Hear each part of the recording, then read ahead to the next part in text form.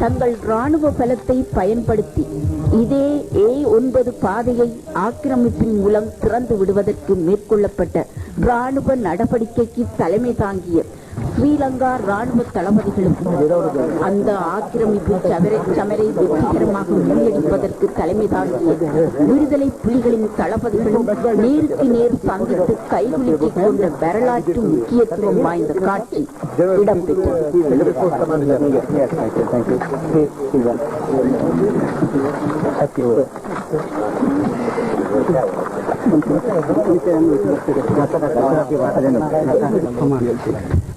And he is Mr. Ram, General in charge.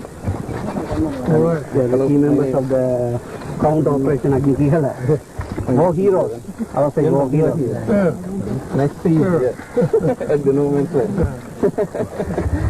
So now, what's happening?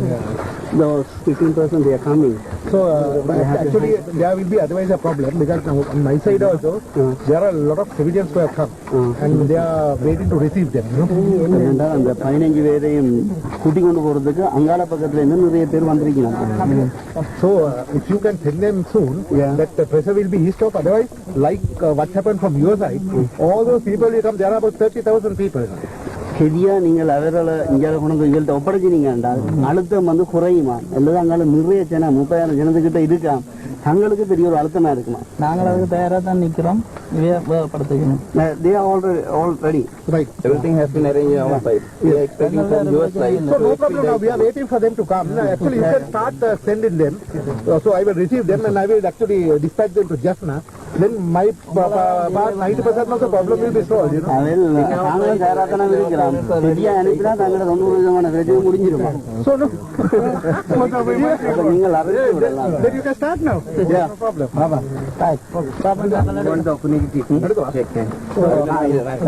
But first of all, we have wanted to have a check and see what's happening on this side before getting the media people to come. We need to know what the problem was on their side. What are you going to tell about this concept today? After more than 12 years, the people. So we are happy to open this road. That's why we are doing it. Right. Which way it will be helpful to you in an opening today? No, it will be actually helpful to the people in Jaffna more than anybody else. Right. Because they will get more things coming into Jaffna. You know that there are a lot of items are in shortage. And the other thing is the people, their relations are in Jaffna. And they would be able to go and see their relations. Same way the Jaffna have a lot of relations in the Vanni. They would be able to go and see them. So when they come into Nubians.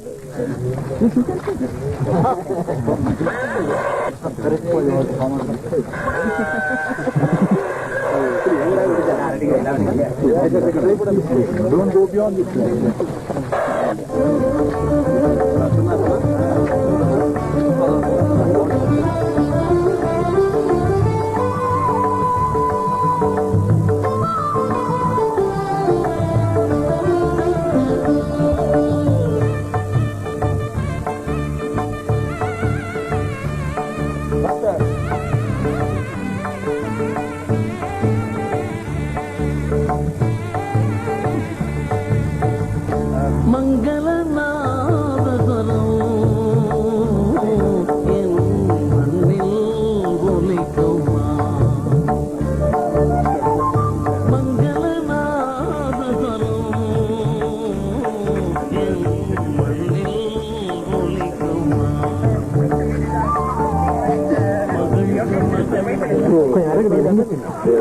How many people are you expecting to approximate?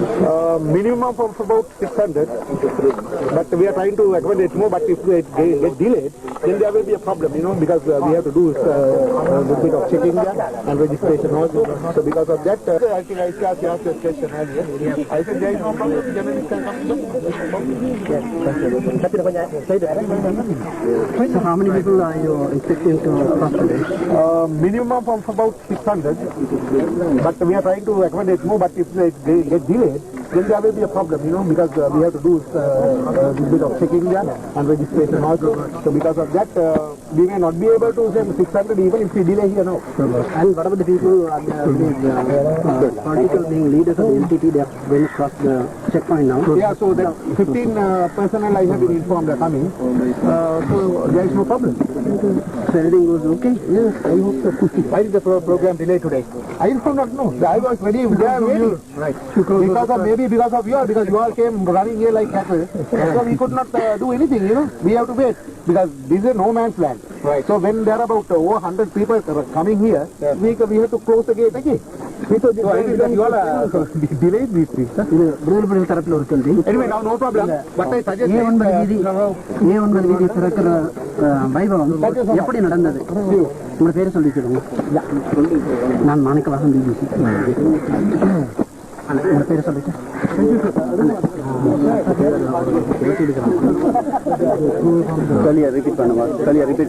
A9 வீதி திறக்கப்பட்டது.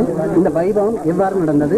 இந்த வகையில் நீங்க என்ன மாதிரி திருப்தி அடைங்களா? என்ன மாதிரி இந்த வீதி சிறப்பு எங்களுடைய ஒரு வெற்றியின் நிமித்தம் இது நடந்தது.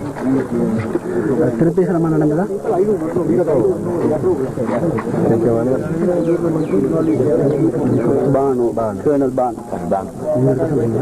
இந்த பாத திறப்பு இதனுடைய முக்கியத்துவம் என்ன மாதிரியானது? இது வந்து இன்றைக்கு அதாவது யாழ்ப்பாண மக்களையும் பன்னி மக்களையும் ஒரு இணைக்கிற ஒரு நிகழ்வாகவும் மற்றும் நமது போராளிகள் வந்து சென்று எங்களை அரசியல் வேலைகளை இந்த மக்களோட நாங்கள் உறவாடி எங்களை விடுதலை வென்றெடுக்கக்கூடிய ஒரு நிலப்பாட்டையும் ஏற்படுத்தியிருக்கு. வகையான அரசியல் வேலைகளை நீங்கள் செய்வீங்க. யாழ்ப்பாணத்தில் வகையான அரசியல் வேலைகளை நீங்க செய்ய போறீங்க. நாங்கள் மக்களோட உறவாடி எங்களோட அரசியல் இந்த பாதத்திறப்பு வந்து சமாதான முயற்சிகள்ல வந்து எந்த வகையான முக்கியத்துவத்தை பெறுது? சமான முயற்சியில வந்து மக்களின் இயல்பு நிலைய இது உருவாக்கு. இந்த பாதத்திறப்பு வந்து உங்களுடைய போராட்ட வடிவங்கள்ல இருக்கின்ற வெற்றியின் ஒரு அடுத்த கட்டமாக அல்லது ஒரு பரிமாணமாக நீங்க கருதுறீங்களா?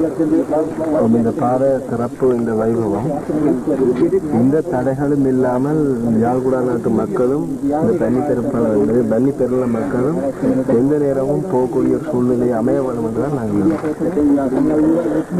இப்போது மேற்கொள்ளப்பட்டுள்ள சமாதான முயற்சிகள்ல வந்து இந்த பாத திறப்பு சம்பவம் இந்த நிகழ்ச்சி எந்த விதமான தாக்கத்தை உருவாக்கும் அல்லது உண்டாக்கும் என்று நீங்க நினைக்கிறீங்க, எதிர்பார்க்கிறீங்க? இது ரெண்டு பகுதியிலையும் உள்ள மக்கள் இப்ப இவ்வளவு நாளும் போக்குவரத்து அந்த சொல்லியதுல வந்து ஒரு நீண்ட பிரச்சனைக்கு மத்தியிலேயும் கஷ்டத்தின் மத்தியிலேயும் இந்த பயணங்கள் நடந்து கொண்டிருந்தது.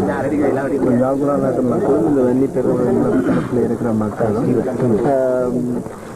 ஒரு பிரச்சனையின்றி இதால் பிரயாணம் செய்யறதுக்குரிய ஒரு வழிகையை வளர்த்திருக்கு. இது சமாதான முயற்சிகளுக்கு வந்து உந்து சக்தியாக அமையும் நினைக்கிறீங்களா?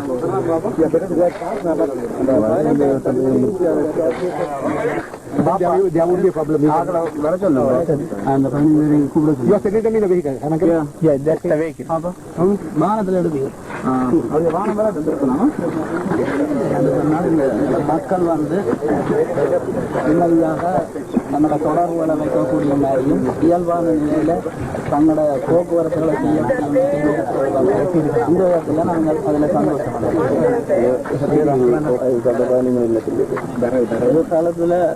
ஏற்பட போற சமாதான முயற்சிகளுக்கும் உந்து சக்தியா அமையும் நினைக்கிறோம்.